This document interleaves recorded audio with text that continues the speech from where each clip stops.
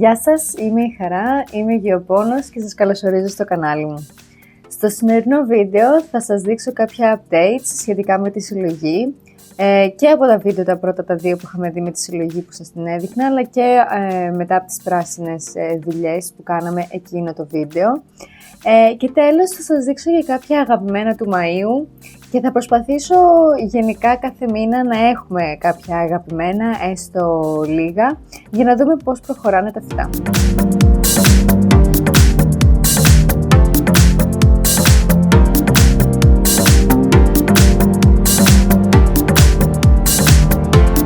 Πρώτο update για αυτό τον μήνα είναι εδώ πέρα το ράφι. Το ράφι αυτό ήταν πάρα πολύ διαφορετικό και είχε έτσι μια πολύ παράξενη όψη, θα σας βάλω φωτογραφία να δείτε.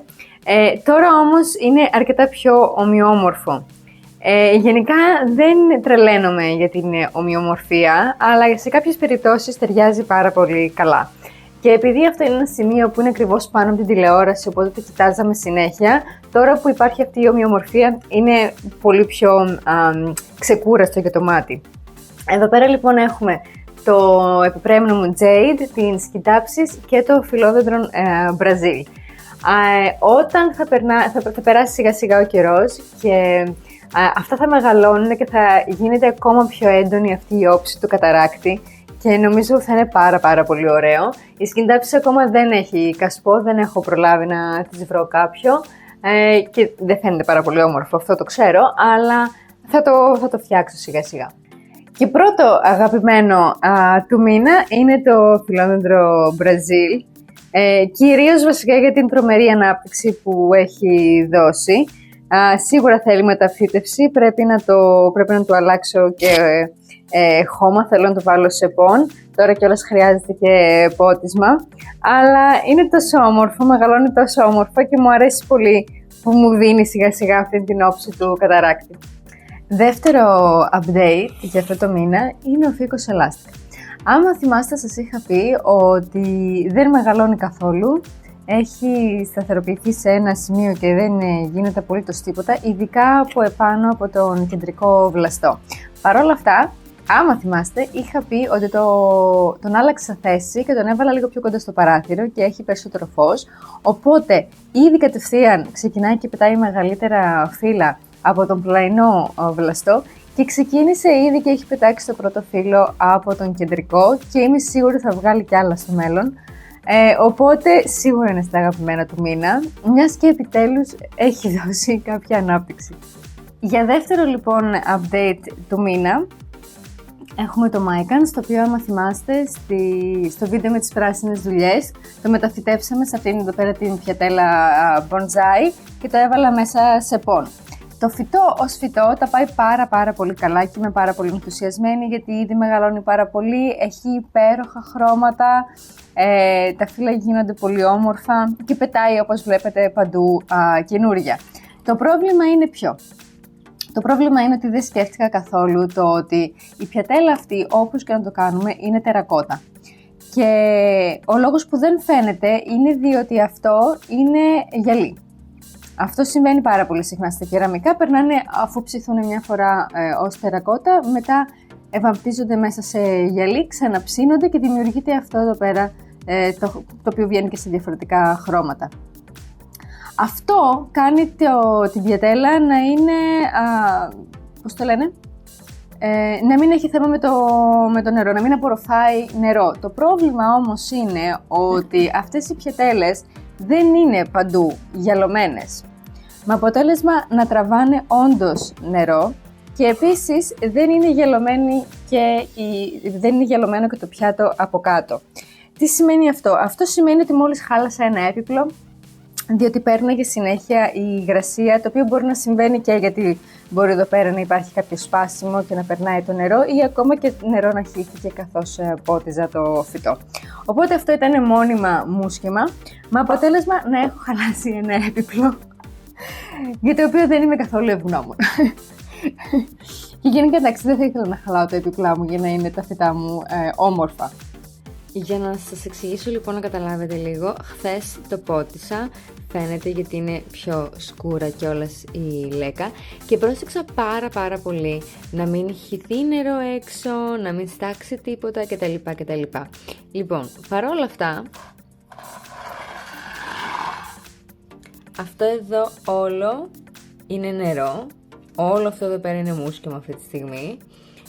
Δεν μπορώ να καταλάβω από πού βγαίνει το νερό. Δεν έχω την παραμικρή ιδέα από πού βγαίνει το νερό. Δεν ξέρω. Αυτό είναι μουσκεμα. Να άφησε και τώρα εδώ πέρα πάλι πίσω νερά. Το μόνο που ξέρω είναι ότι έκανα κακή επιλογή. Δεν περίμενα να γίνει κάτι τέτοιο. Θα ψάξω να βρω κάτι καλύτερο. Μέχρι να βρω το καλύτερο θα μείνει εδώ πέρα στο πλακάκι που δεν θα πειράξει κάτι. Ξέρω ότι χάλασα το έπιπλο και αυτό με έχει νευριάσει.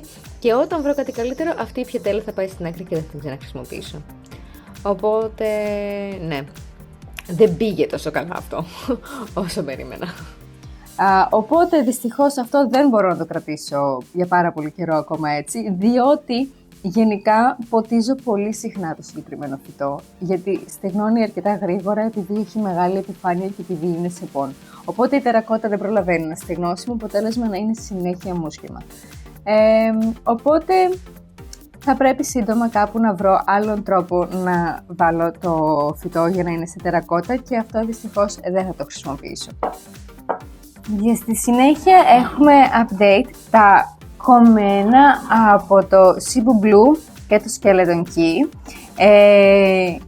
Να σας πω ότι τα άλλα τα κοψίματα που δεν είχαν φύλλο δεν τα κατάφεραν.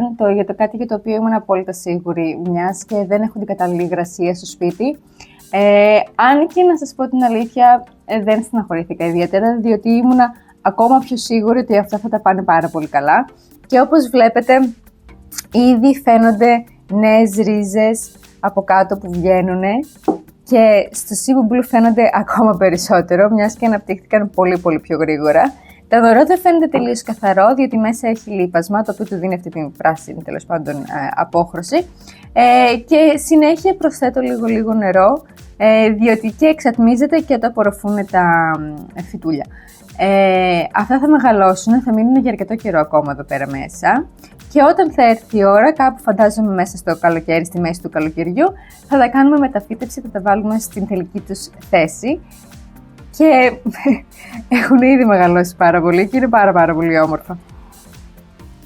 Τώρα να σας πάω στη χαμεδορέα, την οποία επίσης είχαμε μεταφυτεύσει. Φαίνομαι? Μπορεί και να φαίνομαι. Την οποία επίσης είχαμε μεταφυτεύσει στις πράσινες δουλειές, στο βίντεο με τις πράσινες δουλειές, μέσα σε πον. Τα πάει πάρα πολύ καλά, πετάει καινούργια φύλλα, μεγαλώνει. Άμα θέλετε να ελέγξετε άμα θέλετε να ελέγξετε το πον, άμα χρειάζεται νερό, μπορείτε να πάρετε ένα πολύ λεπτό ξυλάκι ή ένα chopstick, ενώ είναι τελείως στεγνό, να το βάλετε σιγά σιγά μέσα στριφογυριστά και όταν το βγάλετε, άμα έχει υγρασία, τότε σημαίνει ότι δεν χρειάζεται να βάλετε περισσότερο νερό. Τα πάει πάρα πολύ καλά, μου αρέσει πάρα πολύ το πον. Τώρα ας πούμε είναι στη φάση που αρχίζει να ψιλοστεγνώνει, οπότε μέσα στις επόμενες μέρες θα ξαναποτίσω. Γεμίζω με νερό περίπου μέχρι εδώ και μετά το αφήνω μόνο του, το νερό σιγά σιγά ανεβαίνει προς τα πάνω, κυκλοφορεί ανάμεσα στο πον και έτσι ποτίζεται το φυτό. Γενικά θεωρώ πως ήταν πάρα πολύ καλή επιλογή το πον, γιατί η χαμεδορέα τα πάει πάρα πολύ καλά και κακά τα ψέματα έχει περάσει ένας μήνας και δεν έχω δει κάτι αρνητικό πέρα από κάποια μικρά τα οποία ξεραίνονται έτσι κι αλλιώς φύλλα για να βγουν τα επόμενα. Οπότε αυτό έχει πάει πάρα πολύ καλά και είναι και σίγουρα στα αγαπημένα του μήνα. Και τελευταίο αγαπημένο του μήνα, να χαλαρώσω λίγο το τραπέζι για να σας το δείξω καλύτερα, είναι το φιλόδεντρο Florida Green, για το οποίο φυτό δεν έχω απολύτως κανένα παράπονο. Από τότε που έχει έρθει στο σπίτι δίνει συνέχεια καινούργια φύλλα. Εδώ είναι το τελευταίο που έβγαλε και εδώ πέρα βλέπουμε αυτό το οποίο θα βγει στην συνέχεια. Εδώ πέρα έχω κατεβάσει γιατί τέτοια.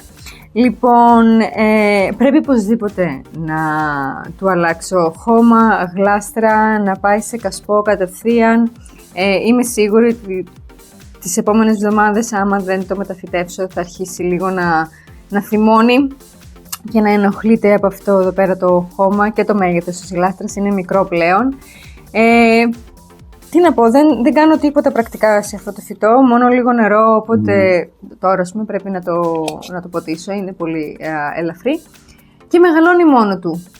Αυτό λοιπόν είναι το πιο καινούριο φύλλο, είναι λίγο πιο μικρούλι και αυτό συμβαίνει γιατί κανονικά το συγκεκριμένο φυτό είναι αναρριχόμενο, δηλαδή κανονικά πρέπει να το βάλω σε moss pole, να έχει στήλο και στήριξη. Δεν θα ήθελα να το κάνω γενικά αυτό, δεν μου αρέσουν οι πόλοι. Θα προσπαθήσω να του αλλάξω λίγο την φορά στη μεταφύτευση, να το βάλω κάπως αλλιώς, έτσι ώστε να μπορέσουν αυτές οι ρίζες οι μικρές που έχει να πιάσουν πιο γρήγορα χώμο για να αναπτυχθούν πιο γρήγορα και να έχει μεγαλύτερα φύλλα. Θα το δούμε σε κάποιο άλλο βίντεο με πράσινες δουλειές. Προς το παρόν όμως πρέπει να του βρω ένα καλό κασπό, γιατί επίσης θα πάει σε πον. Και είναι και το τελευταίο αγαπημένο του μήνα. Και γιατί ασχολούμαι συνέχεια μαζί του, γιατί βγάζει συνέχεια καινούργια φύλλα κτλ.